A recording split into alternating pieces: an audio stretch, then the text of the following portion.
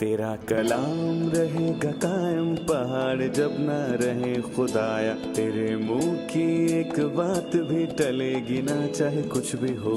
तेरी मान दिए है जिंदा सोने से भी कीमती, मेरा दिल ये दे गवाही है ये किताब अजीम। नाज़िल करे अपना कलाम शिकस्ता दिलों को सुकून मिले, तारीखी दूर हो मेरी राहें रोशन कर। दिल अपना कलाम कसरत से ए खुदा बदल दे, रिहाई दे कसरत से फल मिला। कलाम रहेगा कायम पहाड़ जब ना रहे खुदाया, तेरे मुंह की एक बात भी टलेगी ना चाहे कुछ भी हो। अजीज नाजरीन, मैं अयाद ज़रीफ आप तमाम देखने वालों को हमारे रोज़ के बाइबली मुतालियाती प्रोग्राम की नई किस्त में खुशामदीद कहता हूँ। जैसा कि आप जानते हैं, हम करंथियों के पहले ख़त का मुतालिया कर रहे हैं और आज हम 5वें बाब का मुतालिया करेंगे। लेकिन प्रोग्राम के बाकायदा आगाज़ से पहले मैं खुदा के खादिम डॉक्टर फरीद ज़की को खुशामदीद कहूँगा। बहुत शुक्रिया भाई। और स्टूडियो में आए हमारे दीगर मेहमानों को भी खुशामदीद। डॉक्टर फरीद, सबसे पहले बताइए कि 5वां बाब किस बारे में है? मैं इन तीनों अबवाब को जोड़ता हूं और हम इसको इकट्ठा तकसीम कर सकते हैं। वो कैसे? 5, 6 और 7वें बाब में पाकीज़गी की बात की गई है। ये 3 दायरों में है। और वो क्या है? 5वें बाब में कलीसिया में पाकीज़गी, सही। मुकामी कलीसिया में। 6वें बाब में इनफरादी जिंदगी में पाकीज़गी। 7वें बाब में अज़दवाजी रिश्तों में पाकीज़गी। और पाकीज़गी ही इन तीनों अबवाब को जोड़ती है। मतलब मुकामी खानदान और इनफरादी कलीसिया का बिल्कुल इम्तियाज पाकीज़गी से होता है। जी, सही कहा आपने। और 5वें बाब का मौजू? 5वें बाब का मौजू यह है कि करंथस की कलीसिया में एक गुनाह हुआ जो कि बहुत बुरा गुनाह था। एक शख्स ने अपने बाप की बीवी के साथ अज़दवाजी ताल्लुक रखा जबकि उसका बाप अभी जिंदा था। यानी कि मैं कहूंगा कि एक ही खानदान में उसका जिनसी ताल्लुक था। और ये खबर करंथस के शहर को मालूम हुई, यहां तक कि मैं ये कहूंगा कि ये बात ना सिर्फ ईमानदारों ने सुनी बल्कि ये बात बुत परस्तों तक पहुंच गई। मतलब ये बात बुत परस्तों तक पहुंची। वो बुत परस्त जो बदकारी में जिंदगी बसर कर रहे थे, वो पहले ही उस शहर में रह रहे थे जिसकी पहचान नापाकी थी। और इस खबर ने पालूस रसूल को बहुत परेशान किया। मैं तसव्वुर कर सकता हूं कि उस जैसा ईमानदार खादिम जिसने उस कलीसिया की बुनियाद रखी कि ये उसके बच्चे हैं। जैसा कि हमने पिछली किस्त में देखा कि उनके बीच ऐसा जिना होता है। नंबर 2, उनका रद्द अमल क्या था? शायद ये उसके लिए बहुत तकलीफ दे था।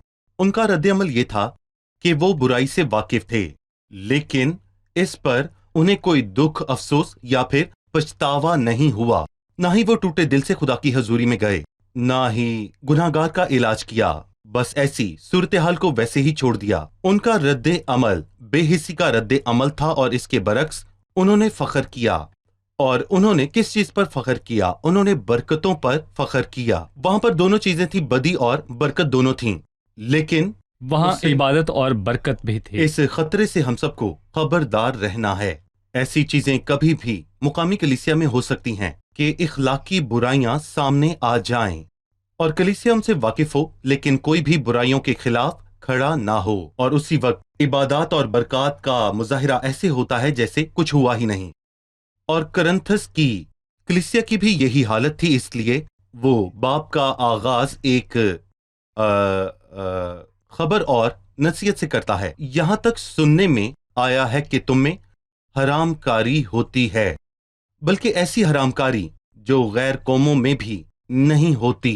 चुनांचे तुम में से एक शख्स अपने बाप की बीवी को रखता है और डांटा है, और तुम अफसोस तो करते नहीं ताकि जिसने ये काम किया। पर पालूस को तवक्को थी कि उन्हें इस पर अफसोस हो, और वो इस हाल पर अफसोस करते कि वो तुम में से निकाला जाए, बल्कि तुम शेखी मारते हो। ये ख्याल है। फिर उसने कहा कि वो इस सूरत हाल को कैसे संभालें।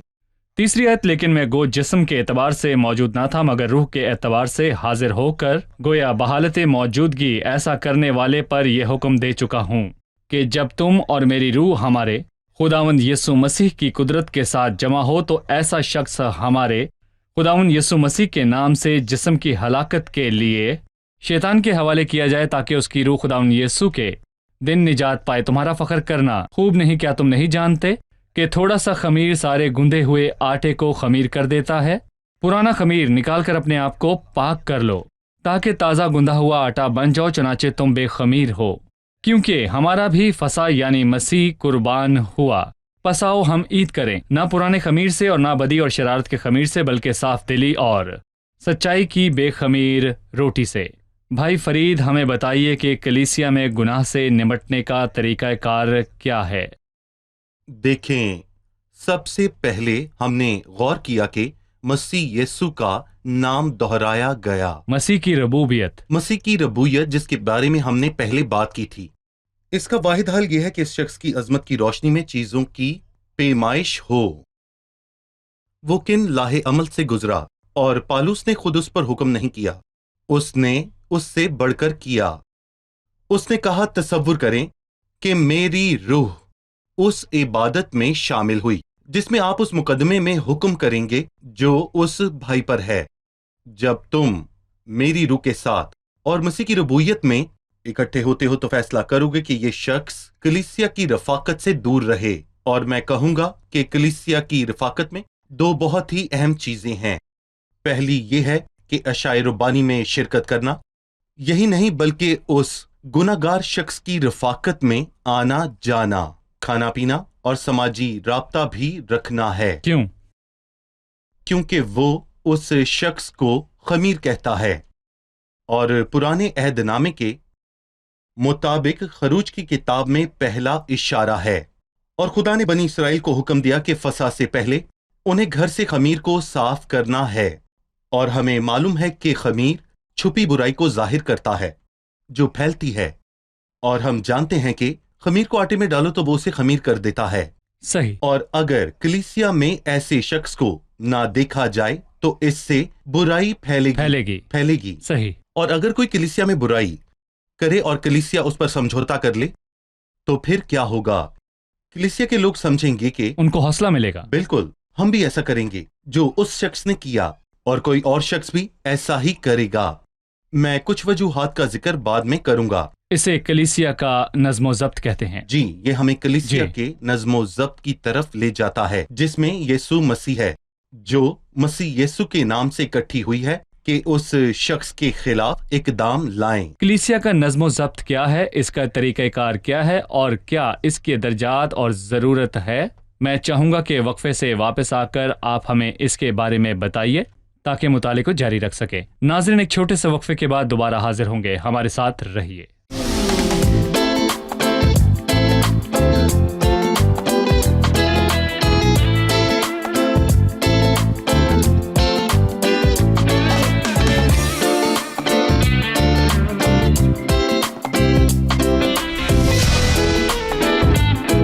एक बार फिर से खुशामदीद। हम करंथियों के पहले खत के 5वें बाब का मुतालिया कर रहे हैं। डॉक्टर फरीद, मैंने आपसे कलीसिया के नज़्मो ज़ब्त के बारे में पूछा था।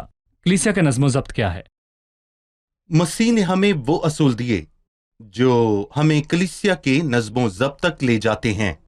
उसने मत्ती के 18वें बाब में कलीसिया के मुतालिक बात की और कहा, तसव्वुर करें कि एक ईमानदार ने अपने भाइयों का गुनाह किया और उसने कहा, अगर तेरा भाई तेरा गुनाह करे तो जा और खिलवत में उससे बातचीत कर और उसे समझा। अगर वो तेरी सुने तो तूने अपने भाई को पा लिया। ये पहला कदम है। और दूसरा कदम यह है कि अगर वो ना सुने तो कलीसिया से 1-2 आदमियों को अपने साथ ले जा ताकि हर एक बात 2 या 3 गवाहों की 2 गवाह जुबान से साबित हो जाए। अगर वो उनकी सुनने से भी इनकार करे तो कलीसिया से कह, और अगर कलीसिया की भी सुनने से इनकार करे तो तू उसे गैर कौमों वाले और महसूल लेने वालों के बराबर जान, यानी उससे रफाकत खत्म कर दे। और ये वो कायदो जवाबत हैं जिनसे हमने सीखा कि कलीसिया के नज़्मो ज़ब्त के दर्जात हैं। اور میں یہ کہتا ہوں کہ کرنتھس میں اس صورتحال کے لیے درجات کی ضرورت نہیں تھی، بلکہ اسے فوری طور پر الگ کریں۔ کیونکہ اس سے برائی پھیلتی ہے، اور اس کی خبر پھیلائی گئی کہ یہ شخص اسی حالات میں کافی لمبے عرصے سے رہ رہا ہے، اور انہوں نے کوئی اقدام نہیں لیا، اور جب انہیں یہ معلوم ہوا تو انہیں اسے نصیحت کرنی چاہیے تھی، اور اگر وہ پچھتا کر اس سے توبہ کرتا اور رک جاتا ہے تو یہ معاملہ اس سطح تک نہ پہنچتا۔ ٹھیک ہے، صحیح۔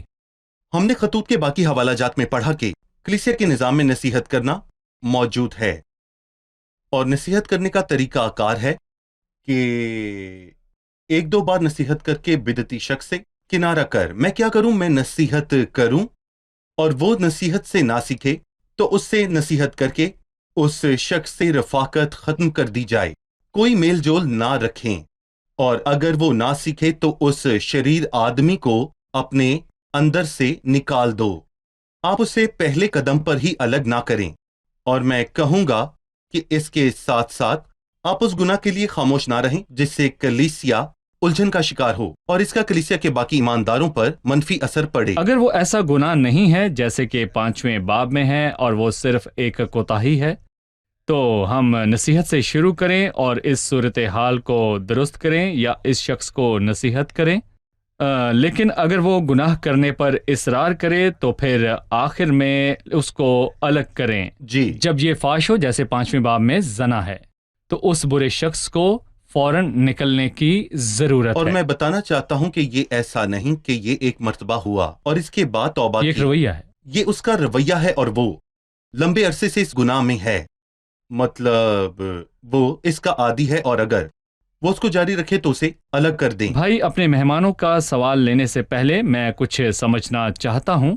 کبھی کبھی کلیسیا کے نظم و ضبط کے لیے جب اس شخص سے میل جول نہ رکھیں تو باہر کے لوگ اسے محبت کی کمی کے طور پر دیکھتے ہیں۔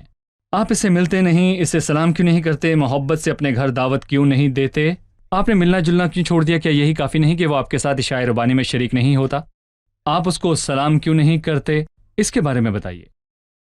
میں یہاں پر طبعی موازنہ بتاتا ہوں۔ اگر میرے کسی دوست کو ٹی بی کا مرض ہو جاتا ہے تو اس کے پھیپھڑوں میں تکلیف ہوتی ہے، تو جانچ کے بعد یہ پتا چلتا ہے کہ اسے ٹی بی کا مرض ہے، تو عمومی طور پر ٹی بی کے مرض والے کو بچوں کو چومنے نہیں دیا جاتا، اور نہ ہی وہ اپنی بیوی کے ساتھ پلیٹ میں رکھ کر کھا سکتا ہے، اور یہاں تک کہ وہ اپنے قریبی دوستوں اور جاننے والوں کے قریب بھی نہیں جا سکتا، تو اس کا علاج ہوتا ہے۔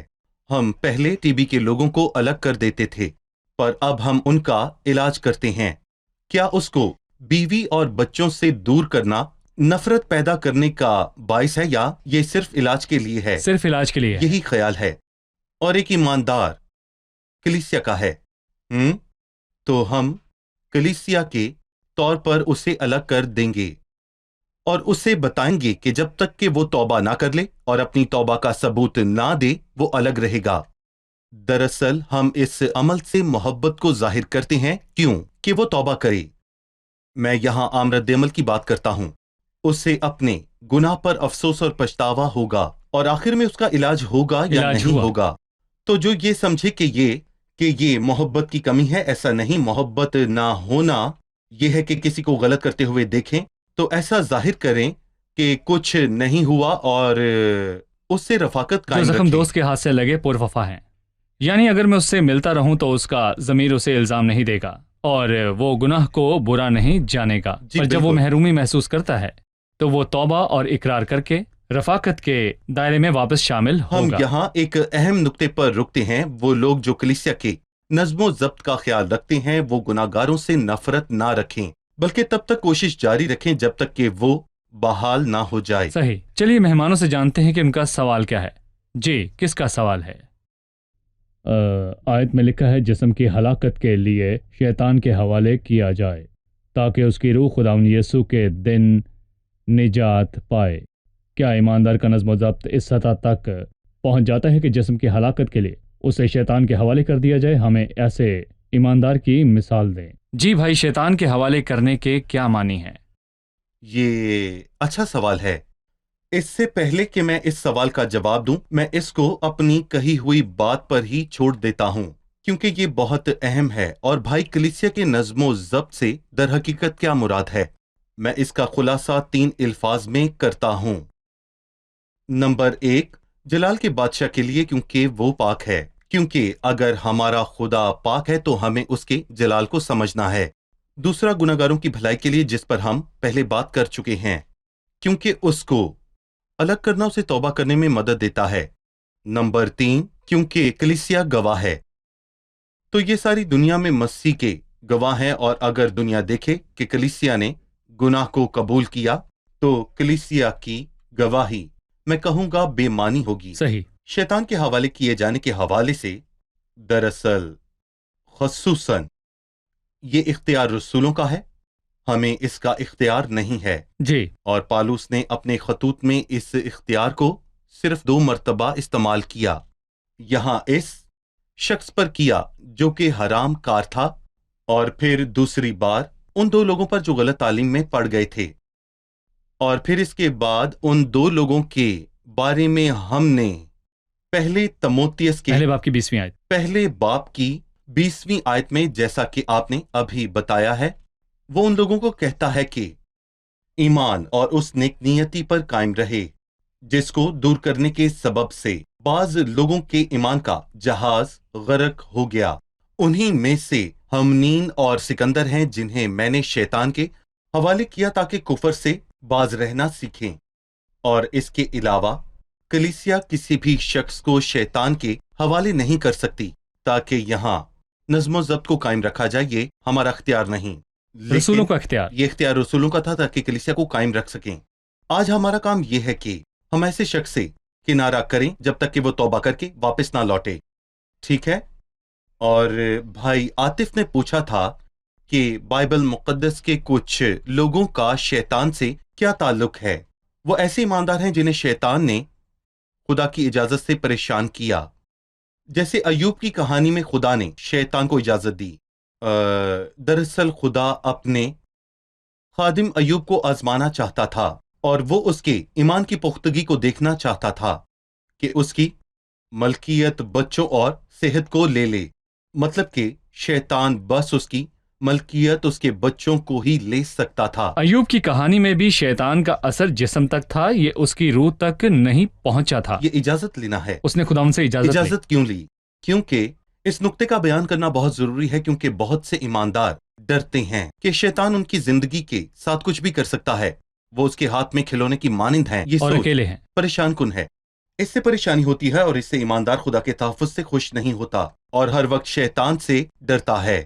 شیطان اور ایماندار کے حوالے سے دوسری مثال پترس کی ہے۔ مسیح نے اس سے کہا، شمعون شمعون، دیکھ شیطان نے تم لوگوں کو منا لیا تاکہ گیہوں کی طرح پھٹکے۔ مجھے یہ آیت پسند ہے، لیکن شیطان سیدھا پترس کے پاس نہیں گیا۔ اس نے خداوند سے پوچھا۔ وہ خداوند سے پوچھتا ہے، کیا تم مجھے اجازت دیتا ہے کہ شاگردوں کو، خصوصاً پترس کو، پھٹکوں؟ میں اسے پھٹکنا چاہتا ہوں۔ خدا نے اسے پابند کیا۔ خدا نے اس سے کہا، تو اس کی آزمائش کرے گا، لیکن اس کا ایمان نہیں جائے گا۔ اس کا ایمان جاتا نہ رہے، میں اس کے لیے دعا کروں گا، اور تو تنکے کو نکالے گا جو اس کی اپنی راست بازی ہے۔ خود اعتمادی، اس لیے ہمیں شیطان کا خوف نہیں۔ اب میں 9ویں آیت سے پڑھنا چاہوں گا۔ میں نے اپنے خط میں تم کو یہ لکھا تھا کہ حرام کاروں سے صحبت نہ رکھنا۔ یہ تو نہیں کہ بالکل دنیا کے حرام کاروں یا لالچیوں یا ظالموں یا بت پرستوں سے ملنا ہی نہیں، کیونکہ اس صورت میں تو تم کو دنیا ہی سے نکل جانا پڑتا۔ لیکن میں نے تم کو در حقیقت یہ لکھا تھا کہ اگر کوئی بھائی کہلا کر حرام کار یا لالچی یا بت پرست یا گالی دینے والا یا شرابی یا ظالم ہو تو اس سے صحبت نہ رکھو، بلکہ ایسے کے ساتھ کھانا تک نہ کھانا، کیونکہ مجھے باہر والوں پر حکم کرنے سے کیا واسطہ؟ کہ ایسا نہیں ہے کہ تم تو اندر والوں پر حکم کرتے ہو، مگر باہر والوں پر خدا حکم کرتا ہے۔ پس اس شریر آدمی کو اپنے درمیان سے نکال دو۔ میں چاہتا ہوں کہ آپ مجھے کرنتھس کی اخلاقی حالت اور باہر والوں اور اندر والوں پر حکم کرنے کے بارے میں بتائیں۔ وہ کہتا ہے کہ ہم نے پہلے بھی کہا کہ کرنتھس کا شہر اخلاقی پستی کا بے حد شکار تھا، اور یہ پہلی صدی عیسوی میں ایک بہت مشہور شہر تھا۔ اور پالوس رسول نے کہا کہ کسی کو روگ لگ گیا، بعض کو روگ لگ گیا، یہ جراثیم لگا، اور میں یہاں پر یہ کہوں گا کہ اگر کوئی کسی بھائی کو ایماندار کہتا ہے لیکن اس کی زندگی یہ بیان کرتی ہے کہ وہ گناہ میں اور زنا میں اور لالچ میں زندگی جی رہا ہے جی پر جی غور رہا کریں، ہے یہ فعل جاری ہے۔ جی وہ بتوں کو پوجتا ہے اور ہر وقت اس کی منہ سے برائی جاری رہتی ہے، اور شرابی شراب کا غلام ہے۔ وہ ظالم ہے اور جو اس کا نہیں وہ اس چیز کو لیتا ہے، اور وہ ہرگز بھائی نہیں ہو سکتا، کیونکہ جب تک وہ ایسا ہے اس سے کنارہ کریں، آپ نہ اس کے ساتھ کھانا کھائیں تب تک رفاقت نہ رکھیں جب تک وہ واپس نہیں آتا۔ کچھ لوگ گرجا گھر آ کر سوچتے ہیں وہ ایماندار ہیں، پر میں کہوں گا کہ وہ لوگ ایسی برائی میں رہتے ہیں۔ بہتر یہ ہے کہ آپ ایسے لوگوں سے میل ملاپ نہ رکھیں، اور اگر وہ توبہ کرے اور اس میں نئی زندگی کے آثار موجود ہوں تو پھر اسے قبول کریں، اگر ایسا نہیں تو اسے باہر رہنے دیں۔ ہم ایک وقفے کے بعد مہمانوں کے سوالات کے ساتھ دوبارہ حاضر ہوں گے۔ ناظرین، ایک وقفے کے بعد دوبارہ ملتے ہیں، ہمارے ساتھ رہیے۔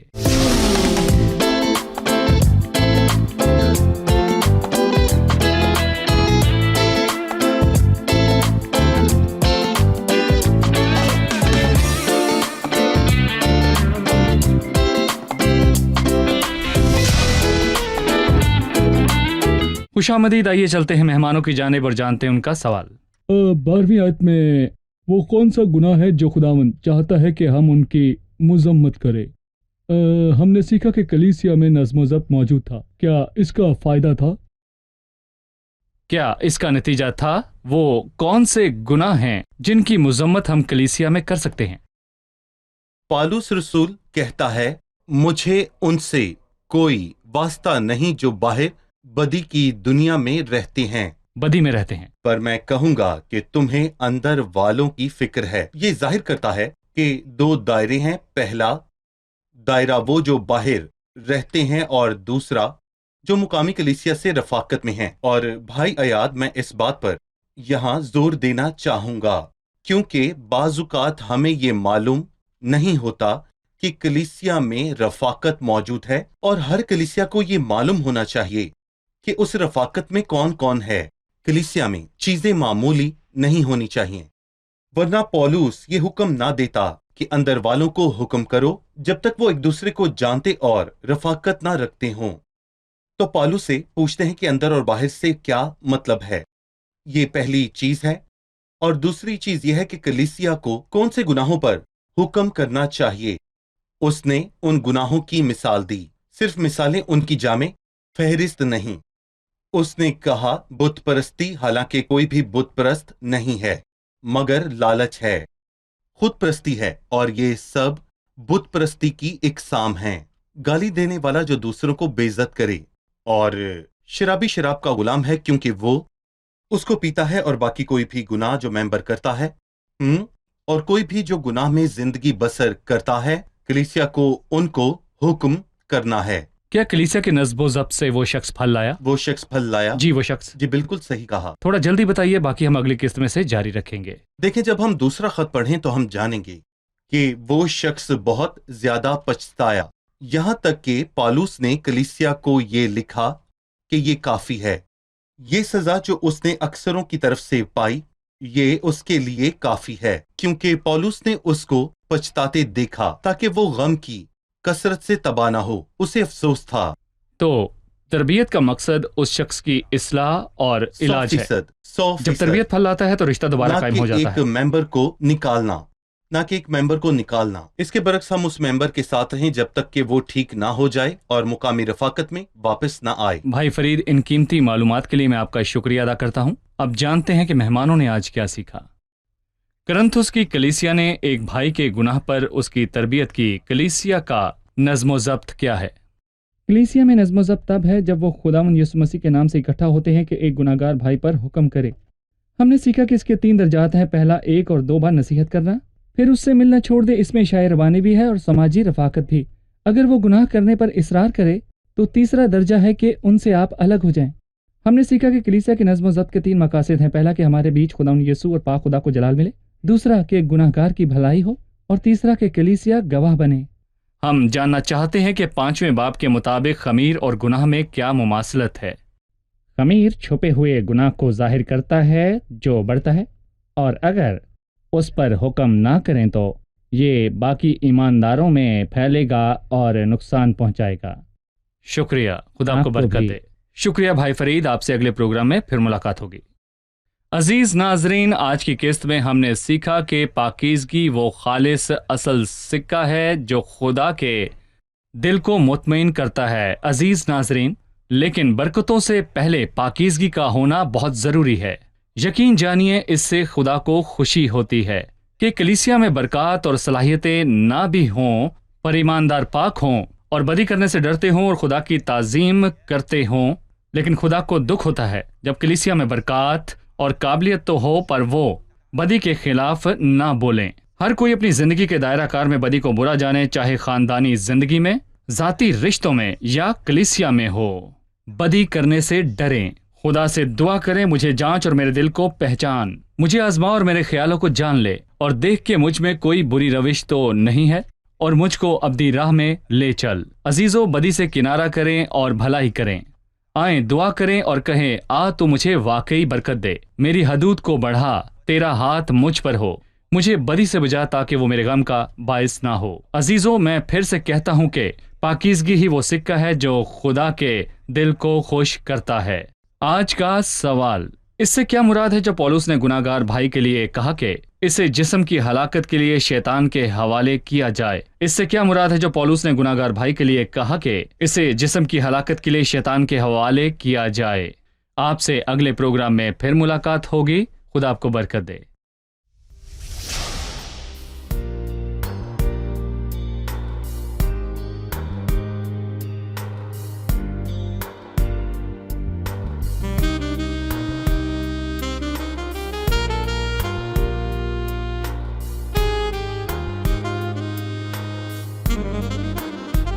أنت عظيم عظيم عظيم يا الله، أنت عظيم عظيم عظيم يا الله، عظيم في محبتك، عظيم في أمانتك، عظيم في تحريرك، عظيم أيضا في شفائك. أنت عظيم عظيم عظيم يا الله، أنت عظيم عظيم عظيم يا الله، عظيم في محبتك، عظيم في أمانتك، عظيم في تحريرك، عظيم أيضا في شفائك، أيضا في شفائك.